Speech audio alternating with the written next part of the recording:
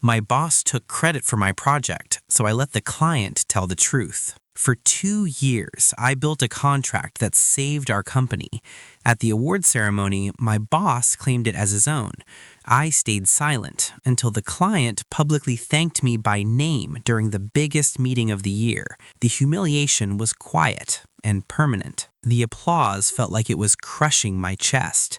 I was standing in the third row of our company's annual award ceremony, hands politely folded in front of me, while my boss stood on stage beneath the bright white lights, smiling like a man who had just saved the world. And this contract, he said into the microphone, his voice smooth and confident, was the result of months of strategic negotiation and careful leadership from my team.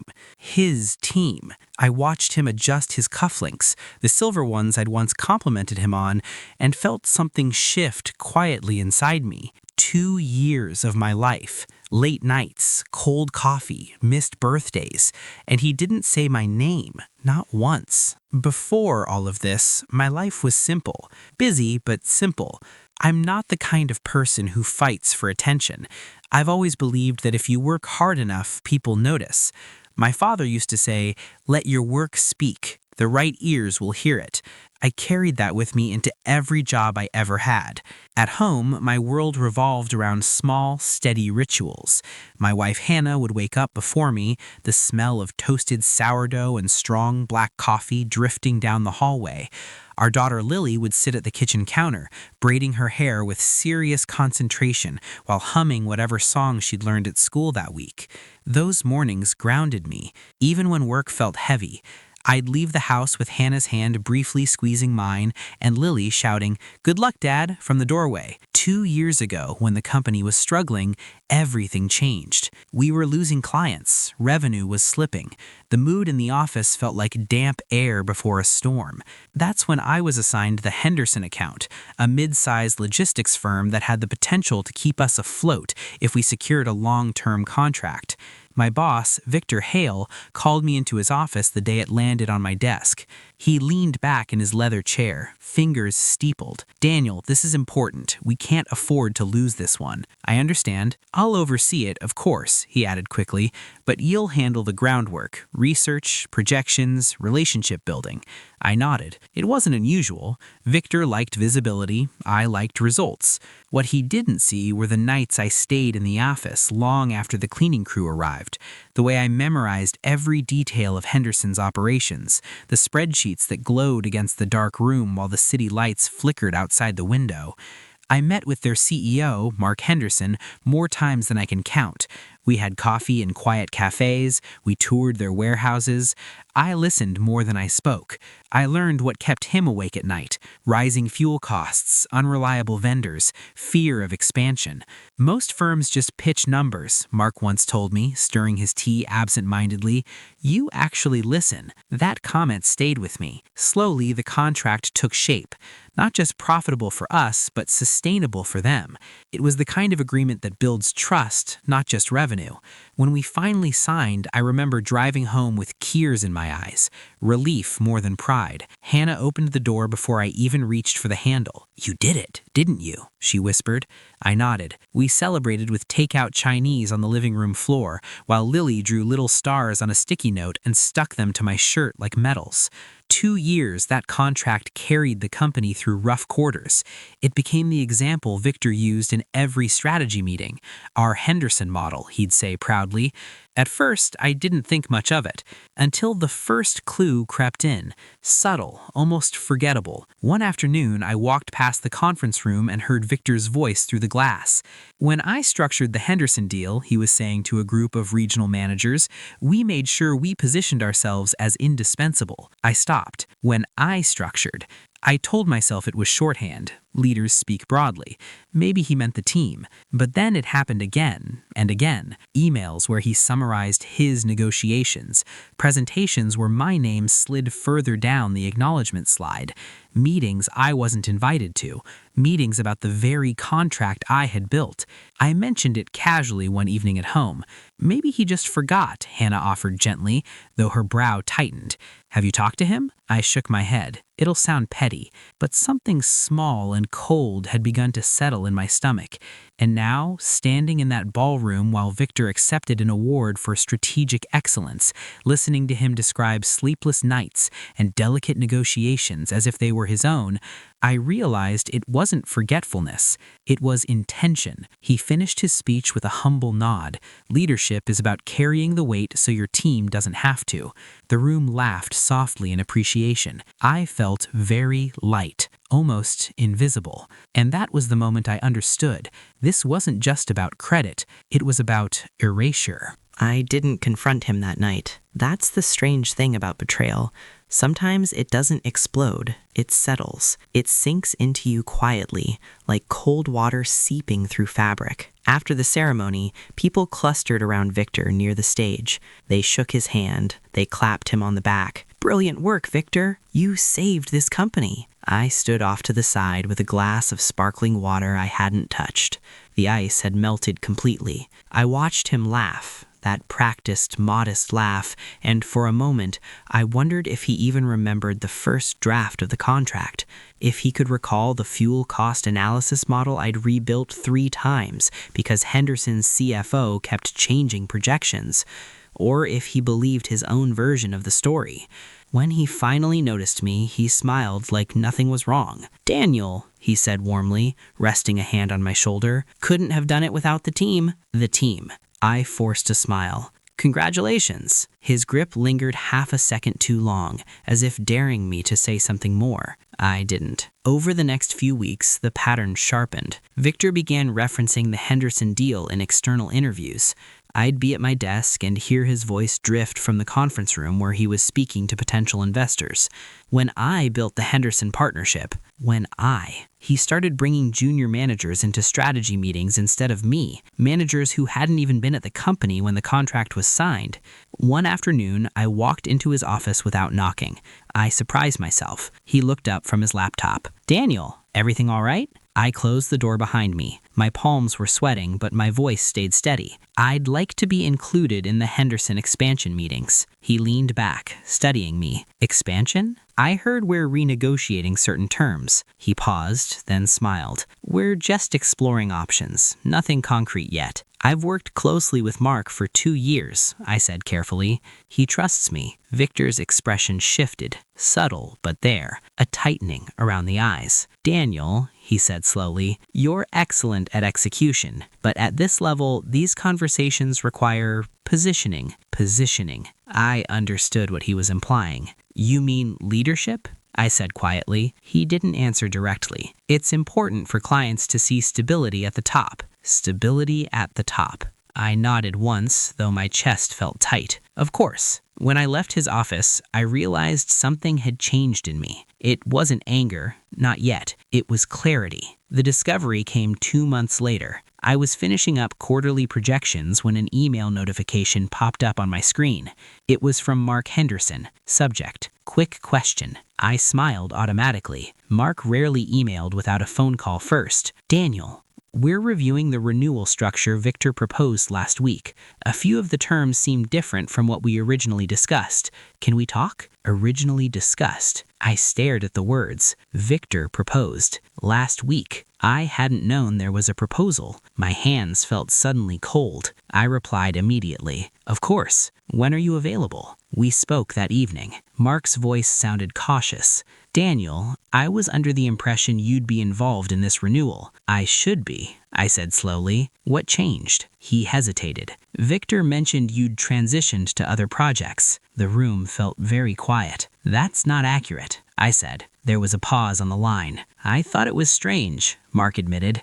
"You built this framework. You know our pain points." I closed my eyes for a moment. What exactly did he propose? As Mark outlined the terms, my stomach sank. Higher service fees, shorter flexibility windows, clauses that favored us heavily, too heavily. It wasn't the partnership we'd built.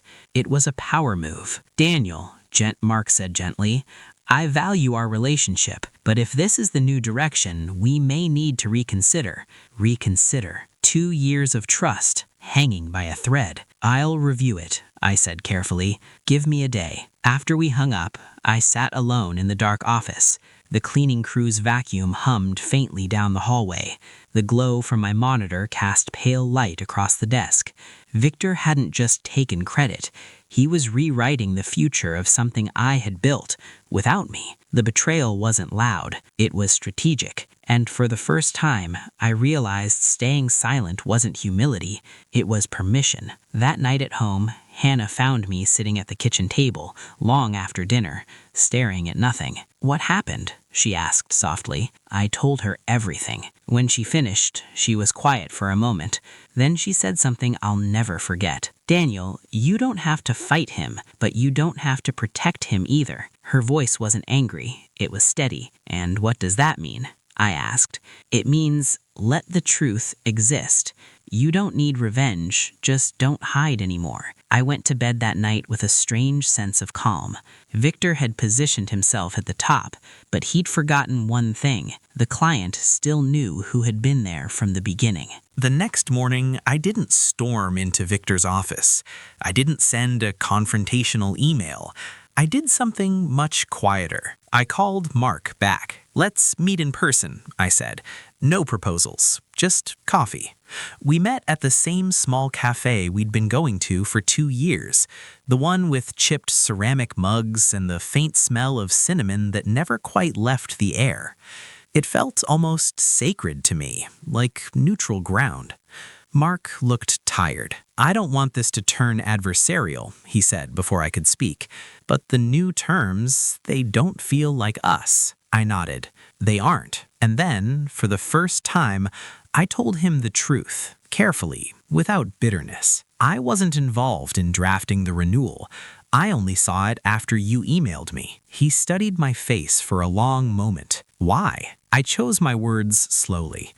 "I think the company believes it's time to renegotiate from a position of strength. And you don't agree?" "I believe strength and trust aren't opposites," I said. There was silence between us, not uncomfortable, just heavy. "Daniel, our annual partnership summit is next month. We'll be presenting joint results to your executive board. Victor asked me to speak about the strategic evolution of the contract." Strategic evolution. I could almost hear Victor rehearsing the phrase. "I was planning to highlight the renewal," Mark continued, "but now I'm not sure what to say." That's when the idea formed. Not revenge, not exposure, just alignment. "Say what's true," I said quietly. "Talk about how the partnership began, the original challenges, the framework that worked." Mark's eyes narrowed slightly. He understood. "You want me to acknowledge the foundation. I want you to speak honestly," I replied, "about who built what. No more, no less." He leaned back in his chair. "That might be uncomfortable." "Yes," I admitted, "it might." He held my gaze for a long moment. Then he nodded once. "All right." The weeks leading up to the summit felt strangely normal on the surface. Victor walked through the office with the confidence of a man who believed the future was secure. He had the renewal proposal queued up for final approval. He'd already hinted in meetings that Henderson was ready to commit long-term under improved terms.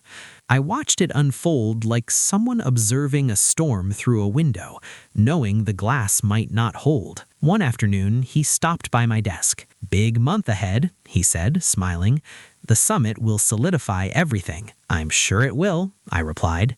He tilted his head slightly. "You'll be attending, of course. Good exposure for you." Exposure. I almost smiled at the irony. "Looking forward to it," I said. At home, Hannah noticed the shift in me. "You're not angry anymore," she said one evening while folding laundry. "I'm not," I realized.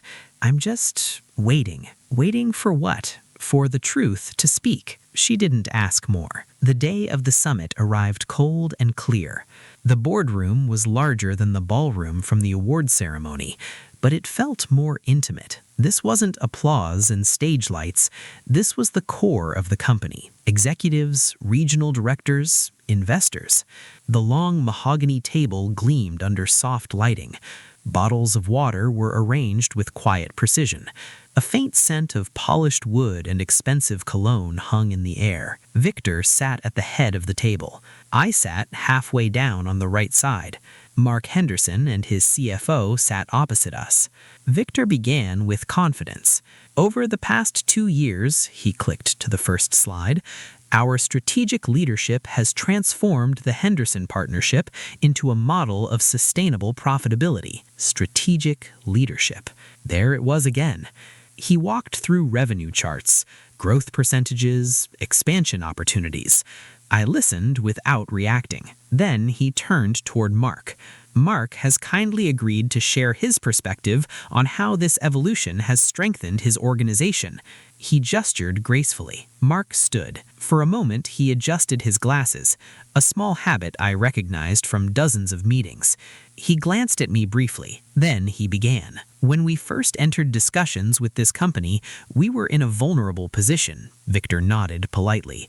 We needed a partner who understood our operational risks, someone who was willing to sit in our warehouses, study our fuel data, and build a model around our actual challenges, not just their profit margins. A few board members shifted in their seats. Mark continued. That person was Daniel. The room changed. It wasn't dramatic, no gasps, no whispers, just a subtle collective stillness. I felt every heartbeat in my chest. Daniel spent months with our team. He designed the original contract structure that allowed both of us to grow. The foundation we're discussing today, that was his work. I didn't look at Victor. I didn't need to. The air felt thinner somehow. Mark wasn't finished. And while we appreciate ongoing leadership from senior management, our trust in this partnership has always been rooted in the integrity of the original framework Daniel created. Silence. Not hostile, not loud, just undeniable. Victor's smile had faded. Not completely, but enough. It wasn't humiliation in the theatrical sense. It was something quieter. Correction. No one spoke for a few seconds after Mark sat down. The silence wasn't chaotic, it was measured, like the pause between thunder and the realization that the storm has already arrived. I kept my eyes on the table, tracing the faint grain in the wood with my gaze. My hands were steady. I was surprised by that. Victor cleared his throat. Well, he said lightly, forcing a small chuckle, Daniel has certainly been a valuable member of the team. Valuable member. It sounded different now. One of the board members, Elaine Porter, who rarely wasted words, leaned forward slightly. Daniel, she said, her tone calm but direct, would you like to add anything regarding the original structure? I hadn't prepared a speech. I hadn't rehearsed a moment of triumph. I simply stood. The original contract was built around flexibility, I said. Henderson needed operational stability during fuel volatility. We structured variable service tiers to absorb seasonal fluctuations. That balance allowed both companies to scale without destabilizing cash flow. I paused, choosing my next words carefully. The trust was built because we aligned incentives, not because we maximized leverage. Across the table, Mark gave a small nod. Elaine looked toward Victor. And the renewal proposal adjusts those tiers significantly. Victor straightened. As markets evolve, so must strategy. That's true, she said evenly, but we don't typically exclude the architect of a framework from its redesign.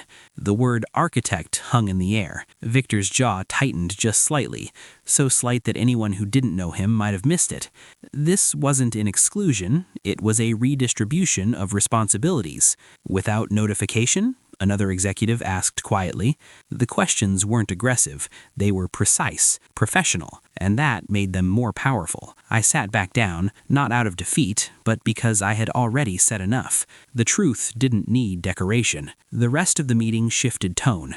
The renewal proposal was tabled for review. A committee was assigned, and my name was on it. Victor didn't look at me once. Afterward, as people filtered out of the boardroom, I felt neither victorious nor vengeful.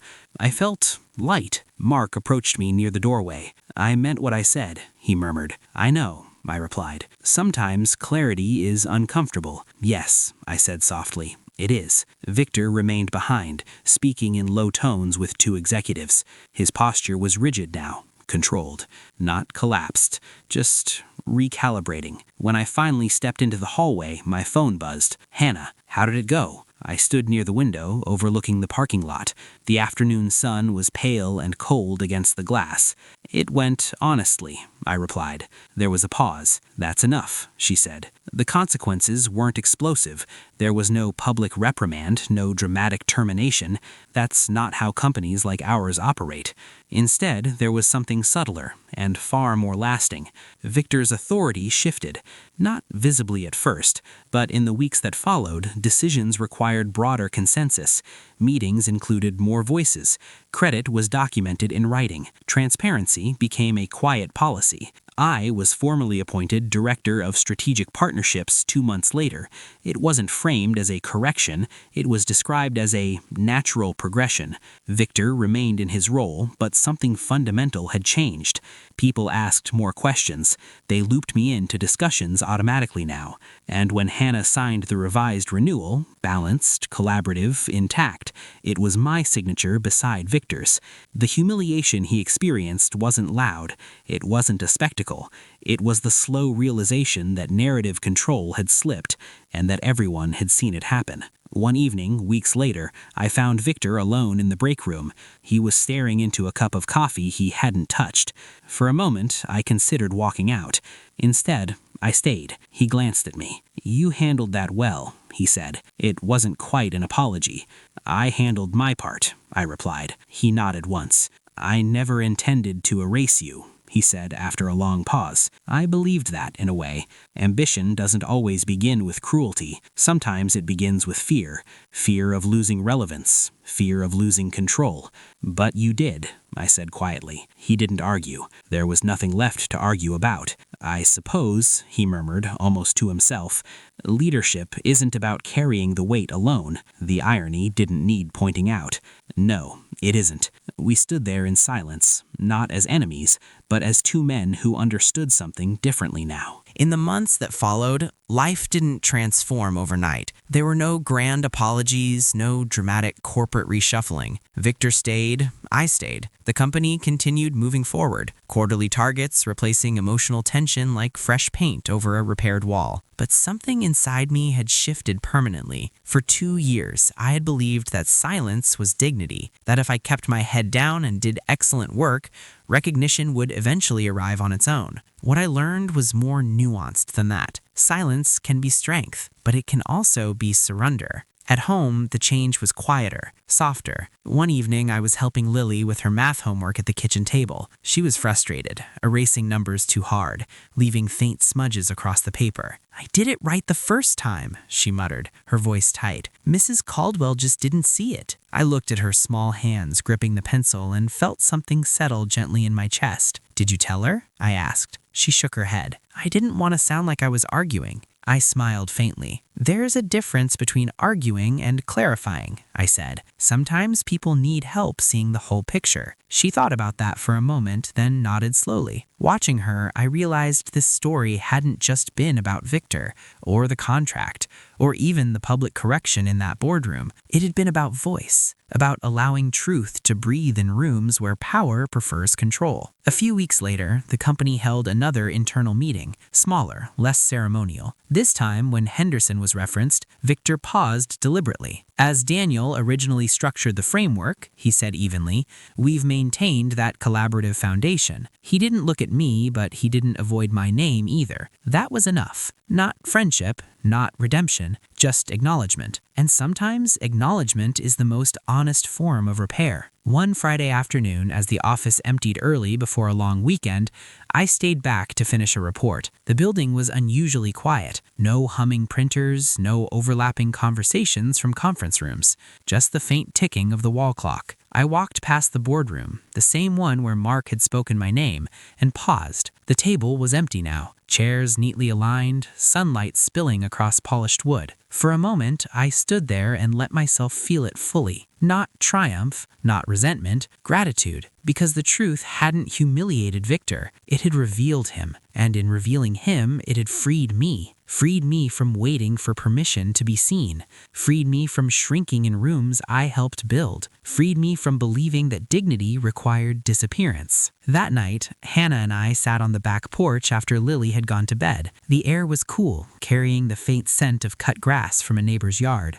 She rested her head against my shoulder. "Do you regret not confronting him earlier?" she asked quietly. I thought about it. If I had, I said slowly, it would have become a battle of words. And instead, I said it became a matter of truth. She smiled softly. "Which lasts longer," she said. I looked out into the dark yard, fireflies blinking faintly in the distance. There's something powerful about allowing people to reveal themselves, about stepping aside and letting reality do what anger never could. Victor wasn't destroyed. He wasn't publicly shamed or forced out. He simply stood in a room where the narrative shifted, and everyone saw the shift. The humiliation was quiet and permanent, but so was the respect that followed. If you're listening to this and you've ever felt erased in your job, in your family, in a relationship, I want to tell you something I wish I had understood sooner. You don't always need to shout. You don't always need to fight. Sometimes you just need to stop protecting the lie. Let the truth speak in its own time. It might not be loud, but it will be undeniable. I still wake up to the smell of toasted sourdough. Lily still hums at the counter. Hannah still squeezes my hand before I leave for work. And when I walk into that office now, I don't walk in hoping someone notices my work. I walk in knowing I won't let myself disappear. Would you have stayed silent like I did, or would you have confronted him sooner? Tell me in the comments. And if this story meant something to you, if it reminded you of your own quiet strength, consider subscribing and supporting the channel. Sometimes the loudest victories are the ones spoken calmly.